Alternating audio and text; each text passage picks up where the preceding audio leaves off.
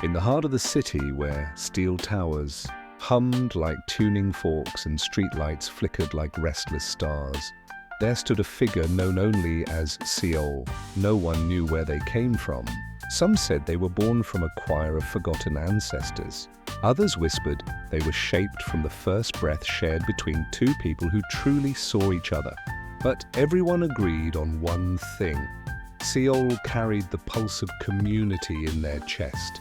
It wasn't a metaphor, it was a sound, a low, warm vibration that rippled outward whenever Seol stepped into a room. People felt it before they noticed them, like the moment before a song begins when the air itself leans forward. The aura of fellowship. Wherever Whale walked, strangers found themselves speaking to one another. A woman who had eaten lunch alone for years suddenly asked the barista about his day. Two men who had passed each other in silence for a decade finally exchanged names. Children who had never met began playing as if they'd known each other forever. Seol didn't force anything. They simply were the reminder that people belong to one another. The halo of concord, but Seol's gift wasn't always welcomed. In a fractured neighborhood where old grudges lived like ghosts, Seol's presence stirred things up. The halo of concord, an invisible ring of harmony that hovered around them, didn't erase conflict. Instead, it illuminated it. People found themselves unable to ignore the tension they'd buried. Arguments erupted. Truths surfaced. Long-held wounds cracked open. And yet, beneath the chaos, something else began to grow. Understanding. The arch of empathy. One night, during a community meeting that had dissolved into shouting, Seol stepped forward. They raised their hands, and the arch of empathy shimmered into being. An unseen bridge that connected heart to heart, memory to memory. People didn't hear Seol speak. They felt one another.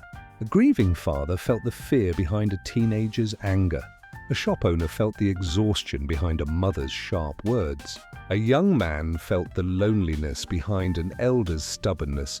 The room softened, not because the problems vanished, but because the people finally recognized themselves in each other. The aura of presence. Seol never stayed long. Their purpose was not to lead, but to awaken. After the meeting, they walked through the city streets, their silhouette glowing faintly with the aura of presence, an energy that lingered even after they left.